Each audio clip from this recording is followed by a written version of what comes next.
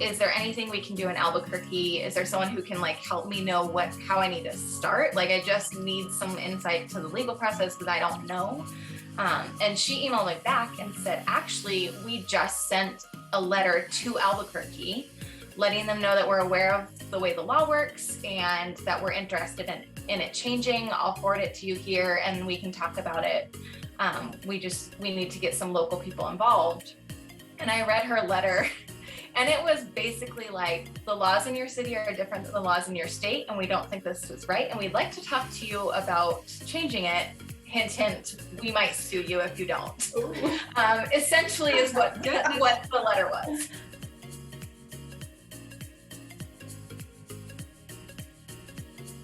Thanks so much for having a chat with us, Katie. I appreciate it so much, because I've been dying to talk with you about the whole process that you went through, because I witnessed like some of it, snippets of it, like on your Instagram stories, and signed every petition or something that you shared. And I'm so stoked that you managed to do it. And just once again, applause and hats off to you. It's incredible that you managed to change the legislation. That is so inspiring, so exciting.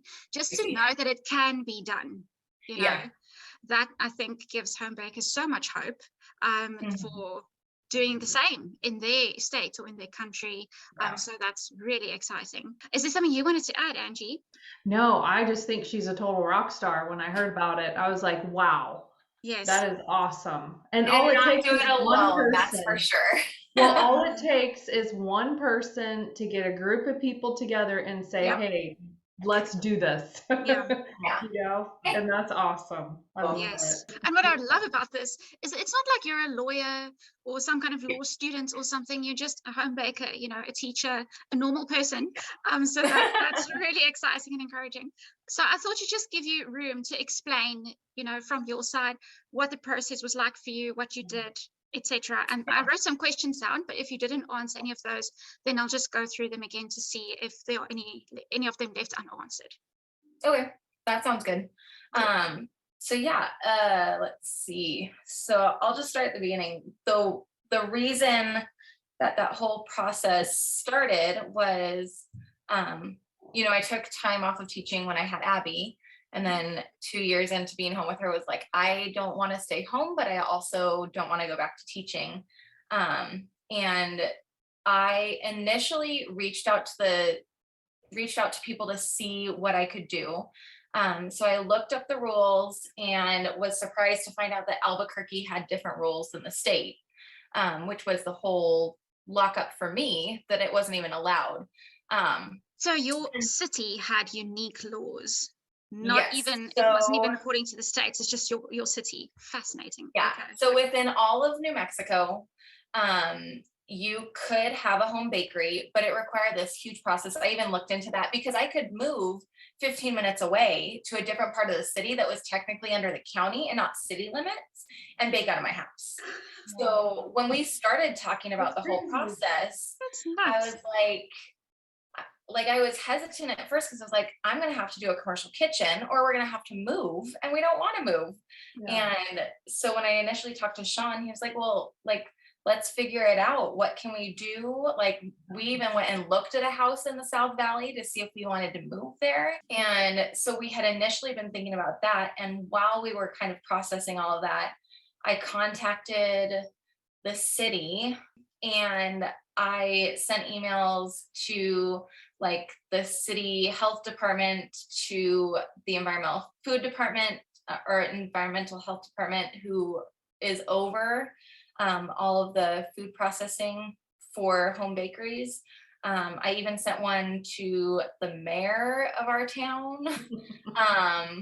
And I called the city. I was like, look, here's the deal. This is what I want to do. Is there any way to make it happen? And the lady was like, no, I'm sorry. Like it's not a possibility. So I started just being like, okay, I guess we're going to have to like just move, or I'm going to have to do a commercial kitchen or just wait. And at one point I finally did, it was a while later, I got a call back from someone in the mayor's office. He had asked someone and his staff to contact me back. And he contacted me and said, hey, can we have a conversation about this and what's going on and what you want to do? And so I called him one day and we just sat down and I laid it all out. I was like, here's the situation. I can move 15 minutes away. I don't want to move 15 minutes away. Like, what can I do to get this changed? Is Albuquerque open to doing that? Like, what would that look like? And at the end, it was so funny because he was like, I'm just going to start by saying, you know what you're talking about. Like, he's like, a lot of times we get calls about this stuff and people don't know what they're talking about, but you obviously have researched it a lot, you know a lot about it.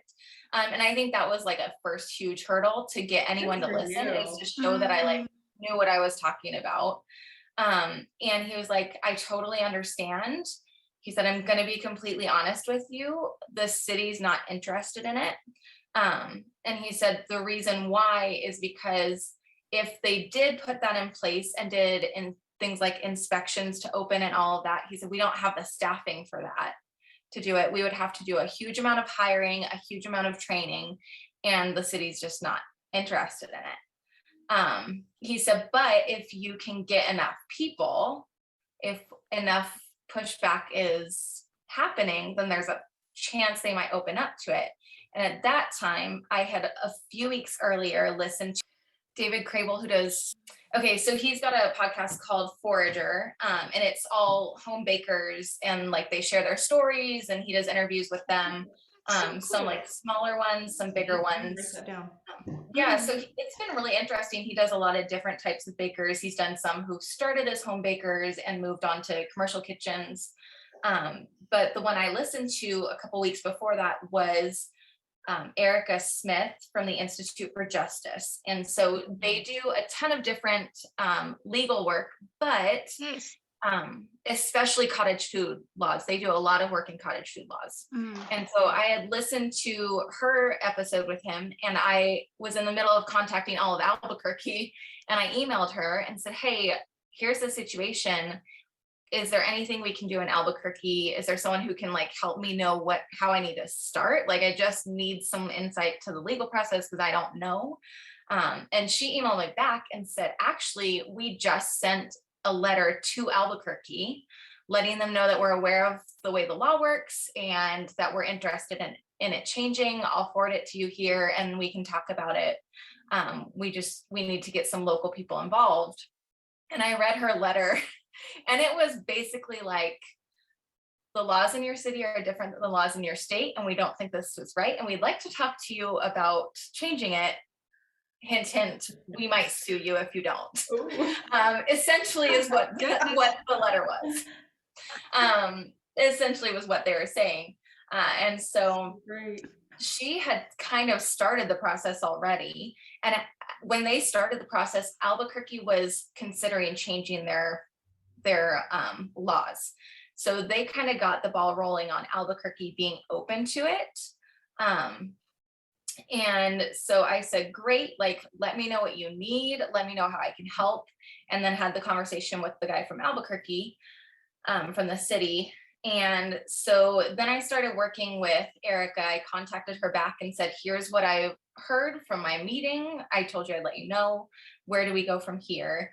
And so basically their approach was they were willing to work with just Albuquerque if they needed to do that to get that change for us locally, because that was kind of like the big issue that we had in New Mexico. But then they also said, if we can get just the law in general changed in New Mexico to make it so that Albuquerque can't make this restriction, then we can do other things too. And so they approached it both ways. They went at Albuquerque, and at the same time they got this law started. Wow. And so my kind of end of it ended up being kind of helping spearhead the local people. So I was a part of a group of, now we're over 30 cookiers here in Albuquerque that are in a group, and we exchange cookies every once in a while. We ask people for advice, things like that on Instagram. And so there was another girl, another lady here in Albuquerque named Trisha, who kind of helped me spearhead all of that. And we worked closely with Erica and all of them to get that passed. So once the law was kind of in process and it looked like there was going to be process with that, Albuquerque said, we want to wait and see what happens with the law before we do anything. And so they kind of paused the Albuquerque discussion and moved their focus to the law. And so the way it works for us is we had to have some people to back us. So we had two representatives, Marion Matthews and Zachary Cook. And so they were the sponsors of the bill. And Zachary Cook was the initial sponsor. I think he was like willing to sponsor it because he thought it was a good idea, but he wasn't passionate about it. Then when we took it to a committee, Marion Matthews was on the first committee that heard about it. And she was super passionate about it and joined him as a co-sponsor. And then she basically spearheaded it from there. He didn't do a whole lot. And so having her, who is super passionate about it and willing to learn, was huge as well, because she could advocate for us with legislators. So the way it worked is they created the bill, and we've got the House and the Senate. So it opened up in the House first. So they have to read the bill to the whole House first. That's the first reading. Then it has to go to a committee and be read. That's the second reading. And that committee discusses it. They decide, do we want to like approve it and recommend it for passing? Do we want to amend it and make changes? Do we need to kick this over to another committee that maybe has better jurisdiction, I guess is the best way to put it, over this type of law, like would know more about it? Or do we want to not let it go any further and we're going to just kill the bill now? So it went through a couple of committees in the House. And so each time we had to log on, it was all Zoom meetings because it was like beginning of COVID in 2021, 2020. And so we logged onto the Zoom meetings, and when our bill came up, they'd ask for people who were there to speak for it or against it, and we could speak. So Trisha and I went to every meeting and said our piece. They always had Erica come to the meeting too. So the lawyer from Institute for Justice came and said her piece. And then you could also have people who were against it speak against it. So the interesting thing was at the beginning, the farmers market and growers market organizations were very much against it. And why? The first two, the first one they showed up and spoke against it. I think they're worried that, I think their concern was that they didn't want to let home bakers necessarily have free reign to sell at the markets because they didn't know the conditions of the home. The big pushback that we always heard was it's not necessarily safe, right? That it's a home bakery, it's not commercial grade equipment or situation. You've got family living there, who knows what they're doing, which is true in a commercial kitchen. But people just think if you've got a separate space, then it's more safe. And so I think that they were concerned that if they didn't let home bakers into the markets, that they would then end up getting sued for not letting people in. And they were more concerned about liability of if someone gets sick, is the market going to get sued and all of that. I don't know. That's just kind of what I took away, but I'm not sure if that's 100% what it was. And so they showed up to our first hearing in one of the committees and spoke against it. And the committee decided to make some amendments to the bill. And so then it had to be heard in a committee again, and they passed it on to another one. So they amended it and passed it on. And in that interim time, while it was being amended and passed on, the Institute for Justice reached out to the Growers Association and was just like, hey, let's talk. What are your concerns? How can we like work this out so we can get this bill passed? And so they had some conversations back and forth about any concerns they had. And the Growers Market and Farmers Market Association said, okay, we're going to step back. We're not going to interfere and try and block it at all. And so that was huge that they could do that. And that was a huge benefit of having IJ on board, was that they know how all of that works and they have the time and the resources to contact those people. That's awesome. Which was really great. So they did so much behind the scenes that we probably don't even know about. So we got that passed through the House. So then it went to the House floor, had to be read. That's the third reading. They vote on it and it passed. So then after that, it has to be sent to the Senate. It has to be read on the Senate floor, first reading. the whole process again. It has to be read in a committee, and then it has to be read again on the floor and voted on. And so at that point, we're like, okay, we're halfway there. We got to get there, but we were running out of time, because if the legislation session ends and they haven't voted on your bill, then it just dies. It's done.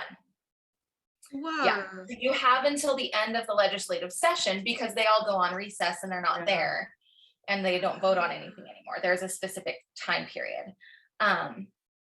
And so we were kind of racing against the clock. And again, Mary Matthews was amazing on contacting people, getting in touch with people, and trying to make things happen. And so they read it on the floor in the Senate. They again did a Senate committee and got it through a committee. And so we went to the floor of the Senate. Let's see, we went to the floor. It was the night before the final session. So it was the night session. They were up really late trying to get stuff passed. And then they had a morning session after that that was supposed to end around noon-ish, I think. And so that evening, my husband and I stayed up. We were on the legislative, like C-SPAN for the New Mexico legislation, and listening to all the process. And they're going through bills, and finally ours is up. So they read it. And then it opens for discussion. So it's read and opens for discussion, and people go back and forth about what they're thinking. And we had one senator who got up and he was arguing that it wasn't going far enough, and that they needed to include things like meats. So he came from a district that has a lot of like rural farming, livestock. And apparently he had another bill that he was trying to pass. So I heard this from another senator who I contacted and was like, please make sure this happens, because she spoke really highly in favor of it. So this guy got up and started saying it doesn't go far enough. We need to amend it. It needs to go further. And but the problem is, if it gets amended, it has to go back to a committee and be approved again. Like, it has to go through this whole process again, and we don't have time to do that. So basically, he was going to kill the bill. He was just going to kill it. And he kept talking, and I was just like about to lose it. Sean had to calm me down. I'm like, this guy's going to ruin it for us. Wow. It sounds like a movie. It's crazy. It really felt like it. I was like, I'm going to lose my mind. So I went, and there was the one senator who had spoken really highly in favor of it. She had been on one of the committees that we had spoken about. And even like, I emailed her when she was on the committee and spoke in favor of it. I emailed her and said, thank you. Like, I appreciate it so much. And so I emailed her again and I said, hey, what can we do? Can you please make sure he doesn't kill this bill? And basically what she told me was, she used a word and I can't remember what the word is. And I couldn't find like an actual definition of it, but she said, basically he's trying to use this for his own gain. And so I'm going to talk to him. I'm going to try and take care of it. Like, don't stress. And so we were up until maybe like midnight sending emails to different senators of like, please make sure this passes. And the session ended for that night. And so the senator contacted me back and she said, I've talked to him. He's not going to push to change the bill anymore. We're going to hopefully read it in the morning and get it approved. So our bill was read at like 11 o'clock the next morning. So we were like one of the last bills to get so down to the wire. Yes, so down to the wire. We were sitting there all morning with it on, and I was like, if this doesn't pass, I'm gonna lose it. I can't do this. It's so stressful. And so yeah, it passed right at the very end of everything. With, I think there were only 2 who opposed it in the end. I think one might have been that guy. I don't remember, but out of how many people? 2 opposed it out of how many? Gosh. Let's see. I have the article here that they 38-2.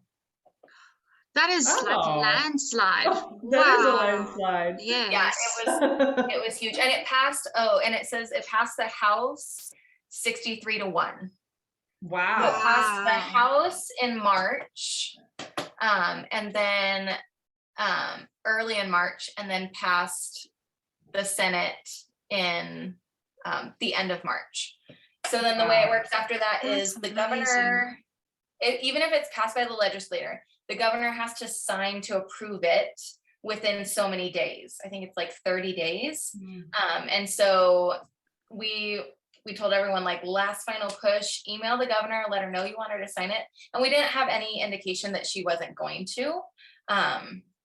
We were like almost positive that it was going to happen. We just didn't want it to get lost with everything that needed to get signed and kind of pushed to the side.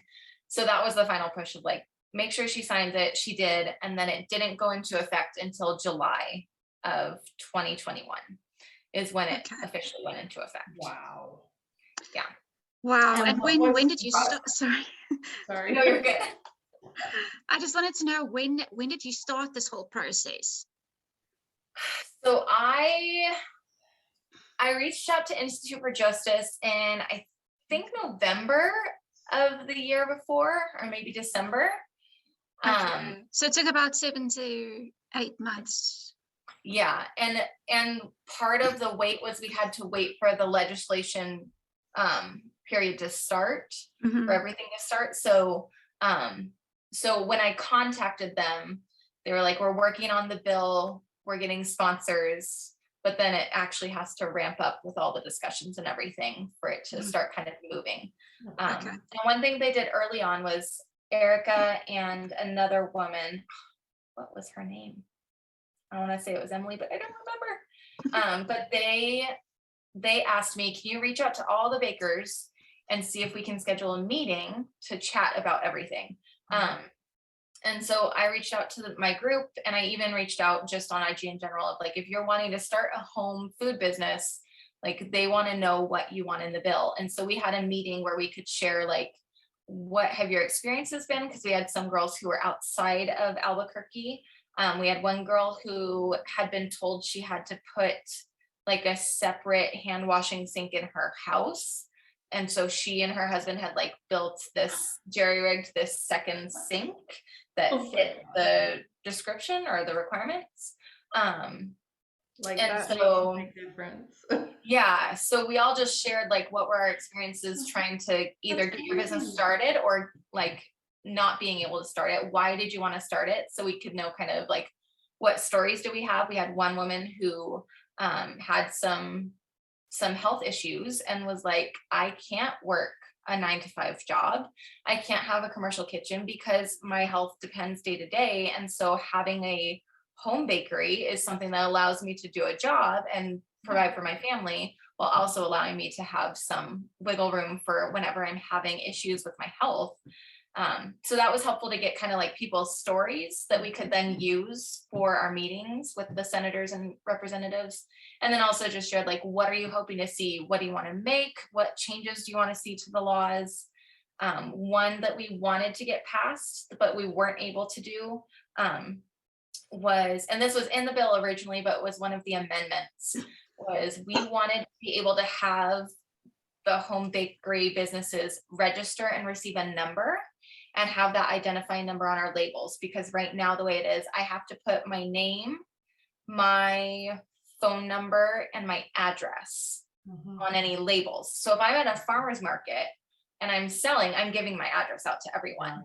And there have been instances in the baking community of women who have been sexually assaulted by someone who came and have come to pick up an order and did something, or like faked that they wanted an order, or different things like that. And so I know it is in Texas too.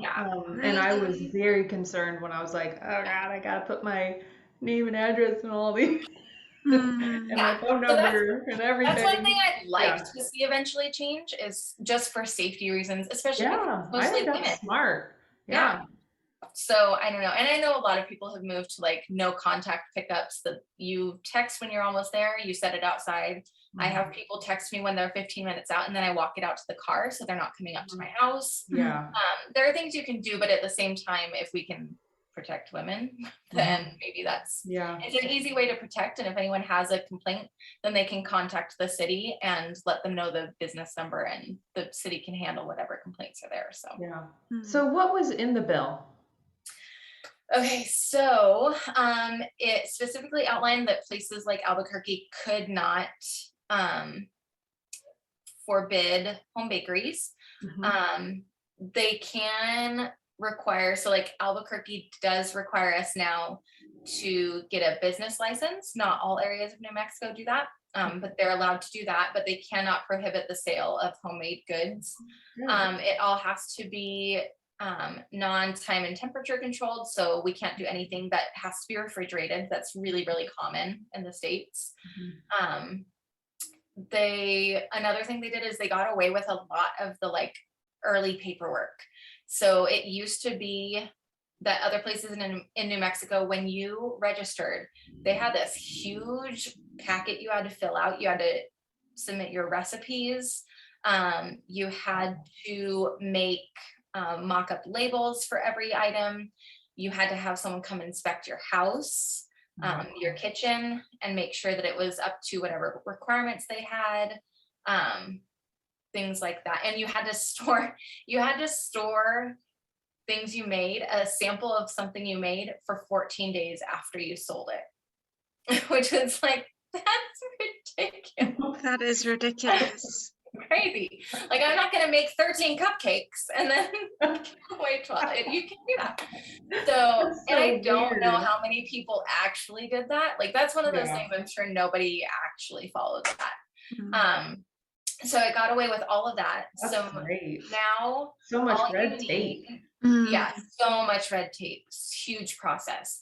So now all you have to do is you have to take a food safety course. And then in Albuquerque, you have to get a business license, I think some other places.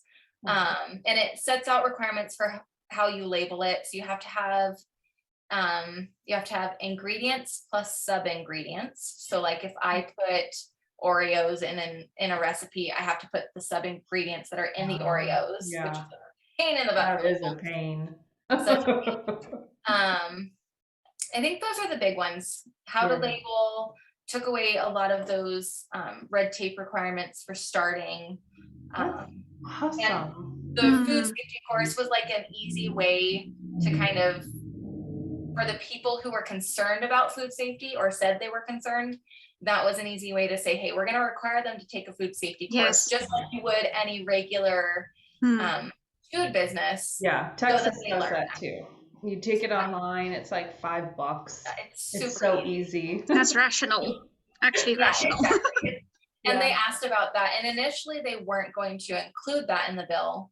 And they asked the bakers about that at our meeting. And I was like, I don't care. I'll do a food safety course. Like, that's something that I probably would do anyway if they didn't require it, just so I can tell my customers, reasonable. I've done this and to protect you. So cool. And we cannot ship across state lines. We can ship within New Mexico. And everything has to be direct to consumer. So I cannot do wholesale, sell to restaurants. But I can do markets, I can do pop-ups, I can do online sales. I know there are some states you can't do online sales at all. It all has to be like over phone and things, which is crazy. And also, we don't have a cap on our sales. So like Colorado has a cap on so much per item. We don't have that at all. So there's no cap on how much we can make as a home baker. Right. And I have a question. Like super strict to one of the most loose laws that I know of in the States. Amazing. I want to know, did you have laws against using butter in your baked goods? So nothing ever explicitly says butter. This is the interesting thing about that, is it's always said that it can't be things that need to be refrigerated. And so like things with butter in them in general is not an issue. Things like custards and whipped cream, you can't do. And it's very questionable whether you can do buttercreams. So like I know almost everywhere that I know of, most places do not allow meringue buttercreams. It's questionable depending on the place if you're allowed to do American buttercream, if you like don't use milk to thin it out and use water instead, because it specifically says items with milk and cream, I believe is the wording. or custards, things like that. So I've never gotten a clear answer necessarily on whether like American buttercream is okay if you've got the water to thin it out instead of the cream to thin it out. But any meringue based is not allowed. Anything that has to be refrigerated. That doesn't make sense because, I mean, especially if you use Italian meringue, the meringue is completely cooked. You know, it's not like the eggs are raw. True. Wow. Okay. I just quickly want to check here in my questions if there's something. Okay, yeah. So you partnered up with the Institute of Justice. Angie, those are the people I actually reached out to a week ago. So I didn't know that you partnered with them. That is so exciting. That is so cool. Yeah, they were amazing. Yeah. Wonderful. Is there a specific person that you would recommend that people speak to over there if they want to make the same thing happen in their state or city? So Erica Smith was the one I contacted, and she is the one who did the podcast interview with David Crable. Let me find the name of the girl that I contacted. Oh, Ellen Hamlet. Okay. I can put her contact info in the chat so you can have it. That'll be great. Thanks. This is just for people in the US, you know, so that they know who to reach out to at the Institute of Justice. It's wonderful that they are so passionate about making this happen. It looks like they get things done. They have done so much. They've gotten some laws passed in other states that are, I think the term they use is food freedom laws. So it's a lot less strict. Like you can do stuff that needs to be refrigerated. You can do things like beef jerky and things like that. So that's kind of their goal, is to push more and more towards those types of things. Love it. Where there's a lot more freedom in what you can sell. Food freedom means business freedom. Yes. Business freedom for those that are wanting to do more with their home bakery businesses. You know, that is so awesome. I was telling Aurelia how Tennessee just came out with new laws. You can now sell to as a home baker to coffee shops. Yeah. So they just passed that law, you know, so you just keep pushing. Yeah, and that's the thing is, every year, this senator who like wanted it to be further out, and like, that's great. I told my husband, like, that's great. We can't do that right now. Like we don't want to push so far. We got more than I thought we would, in all honesty. I thought that we were going to have inspections. I was expecting a lot more to not be given to us. And so the fact that they were able to push it as far as we did is so good. Really good. There's still things that like I'd love to see change, and it's just like a process. It's not going to be a one and done thing. And that's okay. As you let people become more comfortable with the idea of home bakeries and home businesses like that, then that fear of, well, what if this happens, is kind of taken away. Exactly. I'm going to send you guys a link to so that Forager podcast has a website. I just sent it in the chat. And cool. they have a map on that page that I just sent you, and it grades cottage food laws by state. So Wyoming is the only state that has food of freedom laws. And then Rhode Island, it looks like, is the most strict, but it kind of grades based on like, what can you sell? Do you have income caps, things like that? And you can see the breakdown. What venues can you sell at? It has a lot of good information for each state on what's allowed, what's not. Awesome. So that's a huge resource. Cool. And then I want to know, did you have anything to do with how the lawyers and things, how they phrased the bill? You know, what they put in it? Did they decide what to put in there? Yeah, we didn't have anything to do with that. They just got kind of our request of what we would like to see ahead of time before they went into those conversations. And honestly, I think us being involved in that would have been more difficult than it would have been helpful. They took care of all of that, writing the bill, since they have the legal knowledge of how it goes, and they worked with our representatives. And I think their goal in writing it was, let's go a little bit farther than we think we're going to get, because we're probably going to have it amended, but we don't want it to go so far that it's an automatic, no, we're not doing this, just kill it type of thing. And so they kind of know where that balance is, and how to word all that stuff. And it makes me wonder too, if they give examples of different states, you know, and too, because it's very similar too. Yeah. You know, and they did, in all of the committee meetings, they mentioned like Albuquerque is like every other state allows home bakeries in some way, except for at the time New Jersey, who has now changed their law. Wonderful. They now have changed it, so they allow it. They won that Very lawsuit, cool. but it was like, you are behind every other state. Like if every other state is allowing it, and some have been allowing it for years, then why can we not allow it here? Yeah. So yeah, they have all that knowledge. That's really helpful. Amazing. It was a ride. And I was like, okay, what are we going to change next? I'm like, I need a break before we do anything else. I'm done.